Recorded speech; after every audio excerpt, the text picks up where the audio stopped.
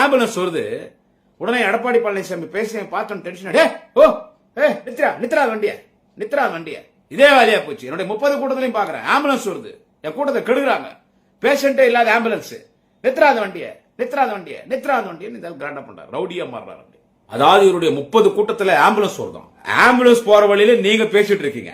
ஒரு ஒதுக்குப்புறமா நினைக்கணும், மக்களுக்கு இடைஞ்சல் இல்லாம ரோட்ல நின்னு பேசுறீங்க. நீங்க ஒரு பேஷண்ட் ஏத்துறதுக்கு ஒரு ஆம்புலன்ஸ் போனா அந்த ஆம்புலன்ஸ்க்கு வழி விடணும். அப்ப நீ பேசி நின்றா அவனுக்கு உடம்பு சொல்லலாம், ஆம்புலன்ஸ் நின்னுமா, அப்ப செத்து போட்டா உயிருக்கு யார் உத்தரவாதம்? அப்புறமா என்ன சொல்லுவேன் நீ எடப்பாடி? 108 ஆம்புலன்ஸ் சரியா செயல்படல, திமுக ஆட்சியில, திராவிட மாடல் அரசுல, இது விடிய அரசு, ஆம்புலன்ஸ் நேரத்துக்கு போல, அவன் செத்து போட்டானா நீ ஆம்புலன்ஸ் விட மாட்டேன்றிய. என் கூட்டத்துல வேணும்னு ஆம்புலன்ஸ் விடுறாங்க. நாங்க ஏன் திராவிட மாடல் அரசு திமுக அரசையா உன் கூட்டத்துல எடப்பாடி கூட்டத்துல வேணும்னு ஆம்புலன்ஸ் சொன்னோம்?